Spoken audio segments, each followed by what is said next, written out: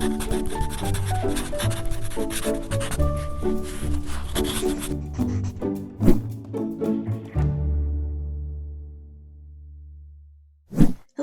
I'm Dawn Durham, and welcome to PaTTANpod. I want to assure all of you who are listening, PaTTANpod and the entire PaTTAN system remains dedicated to providing professional development to educators and support to families and students during these unprecedented times. Today, we're excited to welcome Dr. Adam Sáenz for helping us understand how to deal with student escalations, whether they're in the classroom or, more importantly, whether they're here at home. Hi, Adam. Thanks for joining us today. Hey, Dawn. It's good to be here. Yeah, good to be with you.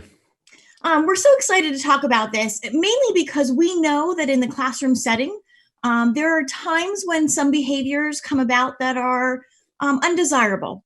And those behaviors escalate. And we need to know, as the adult in the room, how to respond to those escalations. And as I had said earlier, kind of more importantly, is those escalations are likely happening for some of us at home here with our families because we're in the situation we're in. So we're excited that you're here to talk to us and kind of walk us through how do we deal with these situations. Yes, great question and such a relevant topic. The good news is that when we, as humans, whether we're young humans or middle-aged humans or wherever we're at in the life cycle, when we escalate, we tend to do it in a predictable pattern. And again, whether we're in a classroom or in a living room or at Walmart, when we get upset or aroused, we go through these predictable stages. So what I thought would be helpful would be for me to identify sort of stage 1, stage 2, stage 3, and stage 4, and then talk about how we can know what stage we're at and then what we can do for each stage. I think that would be very helpful. Yes, please. Thank you. Yeah, absolutely. So let's start with stage 1. Stage 1 is sort of anxiety. And we know that a person is anxious because we see it, we call it psychomotor agitation. So they're breathing, they're moving around, they're shifting, taking deep breaths. And it's sort of like you're outside and you hear the thunder rumbling in the distance, like you know a storm is coming, but you can't quite see it yet. So that's the first stage is somebody becomes anxious because something's not going right for them. And again, we know that they're anxious because the psychomotor agitation. So the question is, what do I do when I see that? When I see my child sort of become anxious and I hear this sort of rumble happening?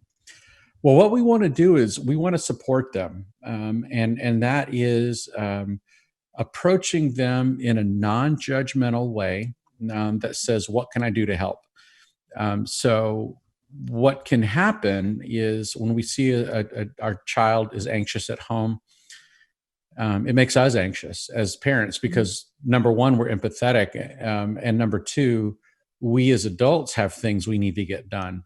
And when our child is anxious, it could get in the way of that. And so we're thinking, oh my gosh, what's going to happen here? You're being, this is a nuisance. I wish you'd just settle down. So it can be tempting when we see our children become anxious at stage 1 to say, come on, can't you get it together? What's your problem? You need to settle down right now. And that's just a real harsh way to approach the situation initially. So when they're anxious at stage 1, we should always be thinking, how can I support you in a non-judgmental way? And what that means is, how can I just come up to my child and say, hey, Adam, it looks like you're anxious. I see you moving around and you're breathing a lot. Is there anything I can do to help you? Do you want to take a break? Do you want to get a glass of water? Do you want to go lay down for a little bit? Do you want to just put your head down? Do you want to go to the backyard? What would be helpful? Okay. Mm-hmm. So hopefully what will happen then is at stage 1, we see Adam being anxious. We see his psychomotor agitation. We're supportive. We come in and say, how can I help you? And Adam sees that as the adult, we care, we see him, we hear him, we care about him, and that just comforts him, and it's sort of like crisis averted. We heard the thunder in the rumbling in the distance. We went, we attended to Adam, and then everything just went back to normal, and it was great. And then it's like, great, that was awesome. But what can happen is in a different scenario is Adam is anxious, and so we try to support him with a non-judgmental kind of approaching him tenderly. Mm-hmm. And then he goes to the next level, and that's you go from being anxious to being defensive, and that's the next level of escalation. So how do you know when a child is at stage 2? It's really by what you hear. So stage 1, you identify mostly by what you see in their body, their psychomotor agitation. Stage 2, you identify by what you hear them saying, and they start to get irrational. You hate me. You want me to fail. I hate this place. We're all going to die. I mean, just all kinds of, like teachers often say, I knew the student was at stage 2 and becoming irrational because they said, the only reason you're here is for the money, right? So, yeah, that's a big line, right? Yeah, right. And so that's how you know they're stage 2. The anxiety ship sailed. They didn't respond to support. Now they're escalated even further. They're irrational. They're saying things that don't make sense. Their speech is loud and pressured. And what we want to do at that point is set boundaries and just say, you need to do this or you need to do this. You can choose to do this now or you can choose to do it later. So at that point, at stage 2, we're not approaching them with the soft, warm, what can I do to help? Now it's time to contain it. And we, again, set boundaries. This is appropriate. This is not appropriate. This is what you need to do. Please do it now, right? And you contain it. So then what happens at stage 2, when they're defensive and we set a boundary, one of 3 things will happen, actually. The best case scenario would be that our child is at stage 2, they're defensive, they're irrational. We set a boundary and they say, oh, she means business, mom means business, dad means business. They offered consequences. I don't want any part of that. Okay, let me just get back on task, right? So again, crisis averted. It's awesome. The second possibility is that they don't go all the way to being on task and being where they need to be, but they drop down to stage 1. So they're just anxious now. So they're not talking and they're not saying things that are irrational, but you could still tell they're not totally calm yet. Maybe they're breathing and they're shifting around. But that's great, though, because once they go back to stage 1, we can go back to being supportive and saying, oh, just what can I do to help? Okay, so you're back to connecting. So one way to think of it is at stage 1, when they're anxious, our job is to build a bridge and connect with them emotionally and offer them love and support. At stage 2, when they get defensive, our job is to build a fence and contain. It's not about connecting at that point. It's about building structure and saying, this is what's expected. Okay. So one option at stage 2 is they go back to task, which is great. Another option is they go back to anxiety, which is good because now we can start talking about building a bridge with them. The third option is they go to the very top level of acting out, and that's just crisis, right? And they're at stage 3 because they're using language that's not appropriate. They're being verbally aggressive. They're being physically aggressive, and that's full blown acting out. And what we do when they're acting out is we contain it. And so we may need to ask them to go to their room. We may need to ask them to step outside until they calm down. But at that point, it's strictly a matter of containment. And then what will happen is once they let out their energy, they're done yelling and screaming and cussing, and their bodies calm down. They're at stage 4, and that is a place of calm because all of the storm is blown through, right? And you could see their body is calmer. You can hear their language is rational, and you can just tell they've gotten back to a good place. And we call that stage 4 tension reduction because all the stress is gone and everything's calm. And then at stage 4, we can start to connect with them again and say, hey, what happened, right? What upset you? What can we do differently next time? And you start reconstructing the scene of the accident and figuring out what we can do differently. So you got mad because you couldn't watch TV, or you got mad because the food wasn't ready, or you got anxious because I asked you to do work at home. So you just go through and problem solve and say, well, what can we do different? Well, from now on, let's make sure that we have lunch ready at 11:30 every day, like you have it at school. Or from now on, let's make sure at the beginning of the day, we communicate about what the schedule is going to look like, so there's no misunderstanding. One of the problems I see happening is that we go to that phase, the problem solving phase, in the spike of emotion at stage 2 or stage 3. And that's the worst time to have a discussion. Because when kids are escalated, they're really emotional. Anybody, really, kids or adults. And when we're emotional, we're most likely to misinterpret what people are saying to us. We get defensive, we get irrational, all of our defense mechanisms are up. That's not the time to problem solve. That's the time to contain and just, hanker down and let the storm blow over. But once the storm is gone and everybody's calm, then you can go back and problem solve. So again, a common mistake is to jump into problem solving too quickly when the students or when I, as the adult, am still emotional. Now, let me ask you this. Do you think?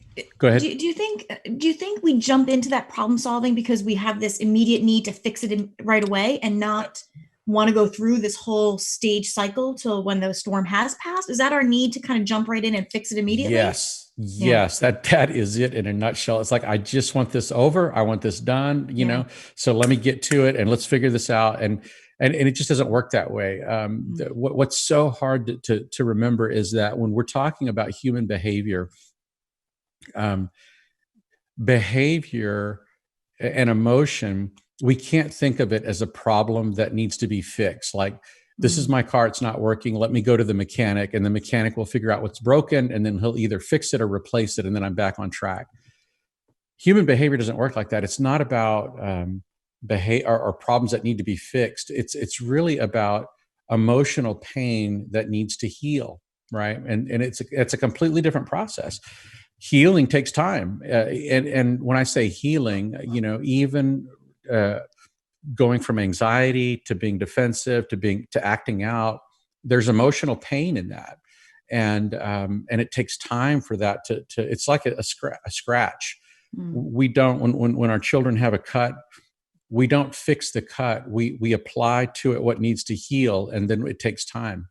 And so that's what's going on here is, yes, we're so quick to go into a problem solving mode because we just want to fix it and we want to go on with our day.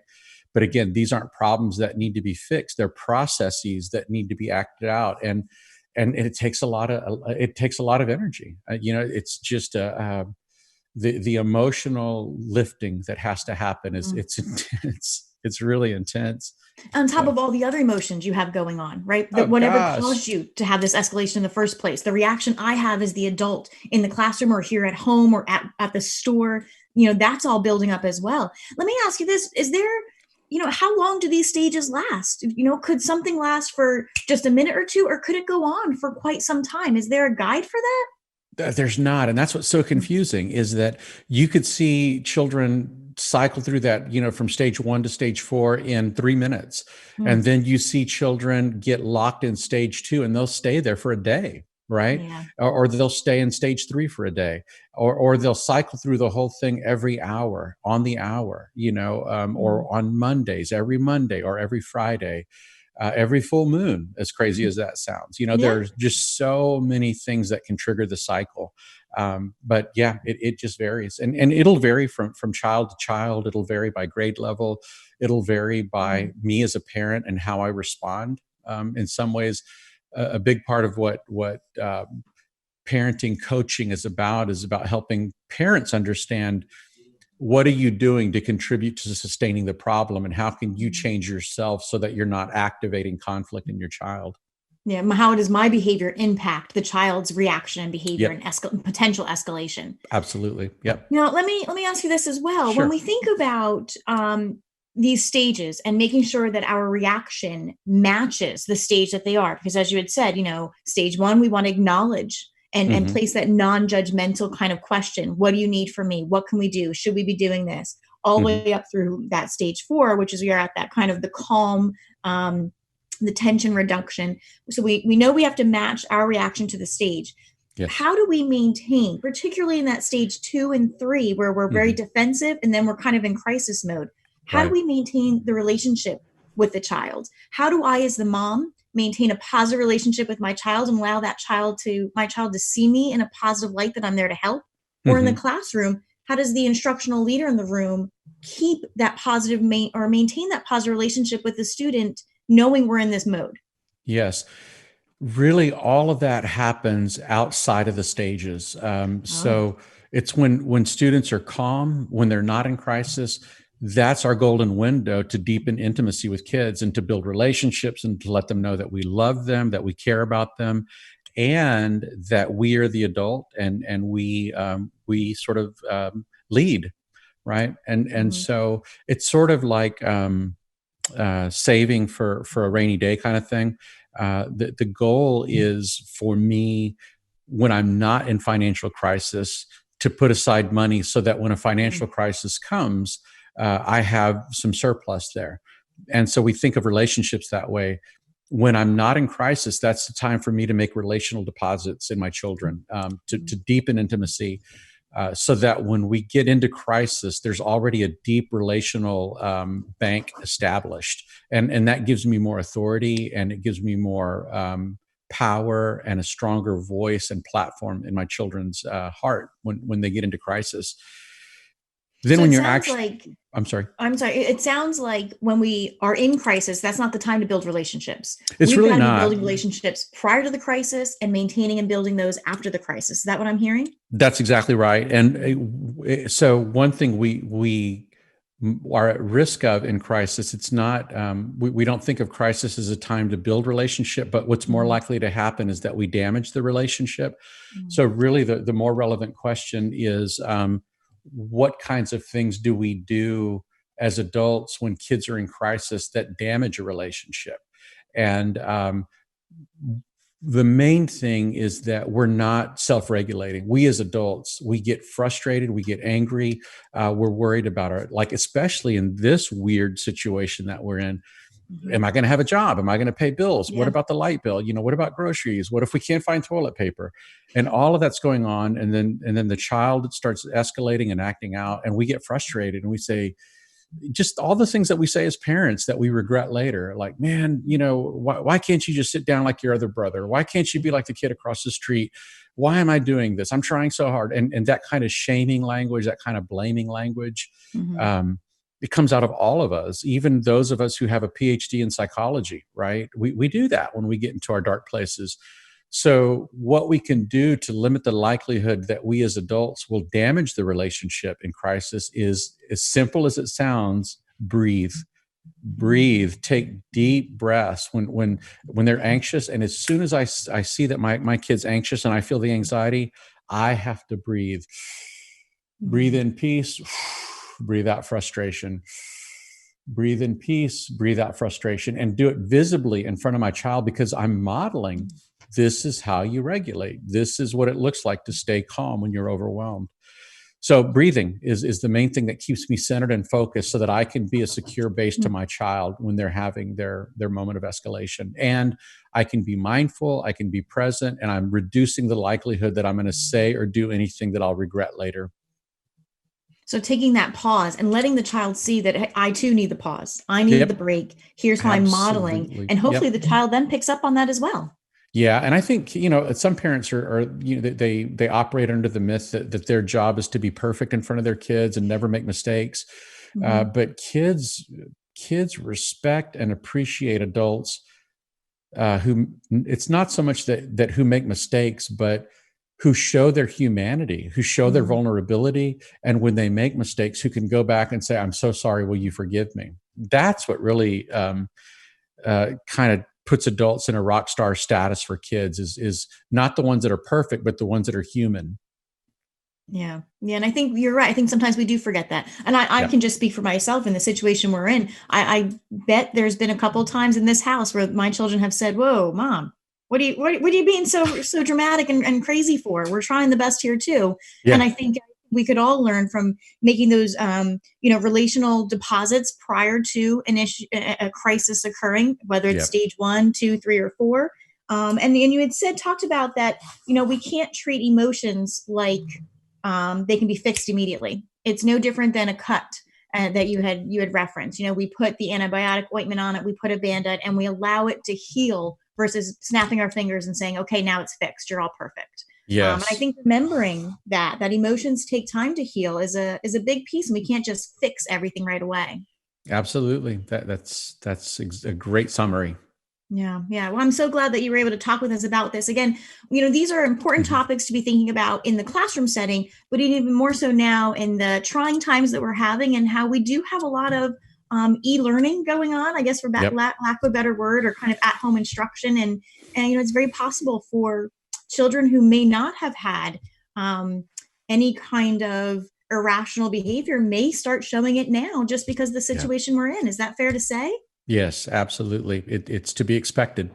Yeah, I think so. I think so, even on the part of the adults too. There may be some irrational, just very strong feelings coming from even the adults in the house. So I think it's good that we're talking about this now. Let me Yes. ask you this, Adam. We Sure. we want to inspire others to grow, and this is a good time to be thinking about growth and how do we grow and inspire others to do that. Might you have any advice for those who are listening on how to go about growing, and either professionally or even just with their own feelings? I think there are, when it comes to growing, there are two classrooms. One is the classroom outside, and one is the classroom inside. Mm. So, for adults that are interested in using this time to grow personally, the outside classroom is like what we're doing right now. It's media. So, get online and find a YouTube channel that you enjoy, whether it's instructional or arts or whatever it is. There's so much learning that can happen, whether it's through YouTube or your favorite podcast or whatever it might be. So there's or books. If you're, I'm kind of old school. I don't like to read books on a tablet. I like an actual book that I can write on. Read books. This is a great time for that. So that's one way to grow is to look outside and ask, what resources are available to me and how can I access them on any given topic? But I think the more valuable classroom is the one inside. This is an excellent time to start looking within and saying, why am I afraid? I'm afraid that I won't be a good teacher to my kids when they're at home. I'm afraid that my kids will never recover from this academically or emotionally. I'm afraid that we will never recover from this financially. Mm-hmm. Start tracing those fears and go through a layer of self-awareness and say, well, why am I afraid of that? How rational is that? Who can I talk to about that? Who can I share my fear with? What can we do now to prepare for whatever might come? But going within, paying attention to our thoughts and our feelings, and then observing them and asking, why? Why do I think that? Why do I feel that? And are those thoughts and feelings going to be helpful to me or hurtful to me? And what can I do differently? So again, I think from a personal growth perspective, there's what I can learn outside of me and what I can learn inside of me. And as weird as this time is, and that's the word I keep coming back to, is weird. I can't think of a better word to describe it. Yeah. As weird as it is, I don't know that we will ever have a better opportunity to practice self-awareness. I like that. Outside classroom, inside classroom. I think that's something that we all can work on. What outside can I gain, or can I gather to help me support me in these times? But then also that inside is doing that reflection. Yeah. Where do I need to grow? What fears do I have, and how can I trace them back to their origin? And how do I deal with that? For myself. So I think that's really good advice. So thank you so much for that. And Adam, we're so glad that you were able to connect with us today. Yeah. These are different times. So we're glad that you were able to join us via Zoom and connect with us and all of our viewers. We so appreciate your time today. Thank you so much. Oh, you're welcome. It was great to be with you. Thank you to all of you in the field. You inspire growth in your students every day, and even more so beyond your classroom right now.